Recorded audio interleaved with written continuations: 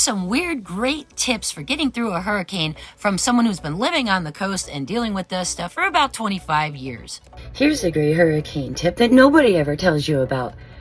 Get a shower in early when it's coming at you. Most folks aren't aware of this, but the barrier islands in particular, but all along the coast, they will actually turn the water systems off when a storm is coming in that's bringing a lot of surge to keep the system from being inundated with salt water. So, if you don't want a surprise, get that shower in early. We found this out during Ian. While we were evacuated, our neighbors were dealing with water shutoffs long before any power outages.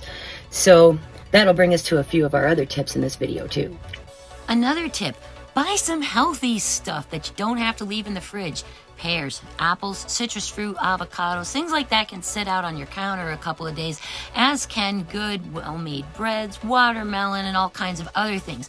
You don't jam up your fridge this way, and you have something to eat that you don't have to keep opening the fridge for to get at. Trust me, you do get sick of junk food. Another great tip is to have these rechargeable battery packs around that can charge your cell phone, your iPad, your tablet, your earbuds, whatever. Buying batteries only gets you so far, and if the power is out, you won't have a way to stay in touch with people. Even if the cellular system is working, if the electricity is out and you can't charge, you're kind of stuck. So battery packs are great. And keep an empty cooler. Don't put anything in it. If you have to last minute bug out, your frozen and cold stuff can go in there. And if you need it, if you're staying, you can put ice in it after. Having extra water around is key, especially if you have pets that are going to need to be drinking as well. See these containers? These are big, giant Sam's Club Utz cheese balls containers. They hold a few gallons of water each, and I've got 4 or 5 of them all filled up and ready to go. Of course, they were washed out and everything beforehand, and I just put the tap water into them. Later down the line, if I need to wash dishes, or if I need water for the dogs, or if I need to boil some water for us, I have lots of water at the ready.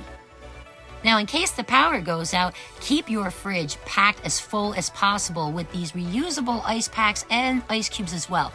The ice cubes you can put into drinking water or your bottles, and the little packs can go into the cooler if needed.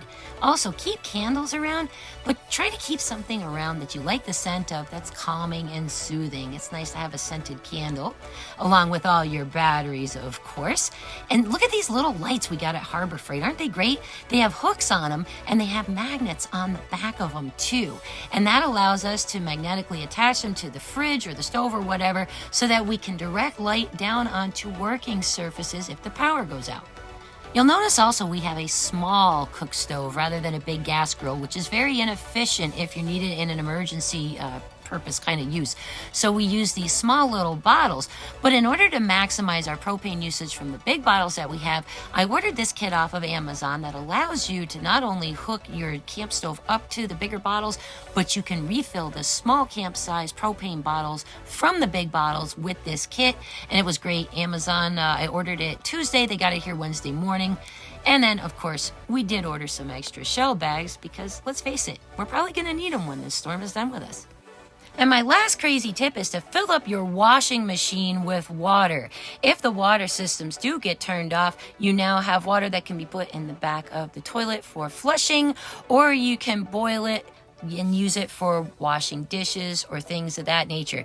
People don't really talk about that, but if you don't have a bathtub to fill and you don't have a lot of sink space, the washing machine works the best. So there you have it. Weird but useful hurricane tips from a coastal dwelling sheller.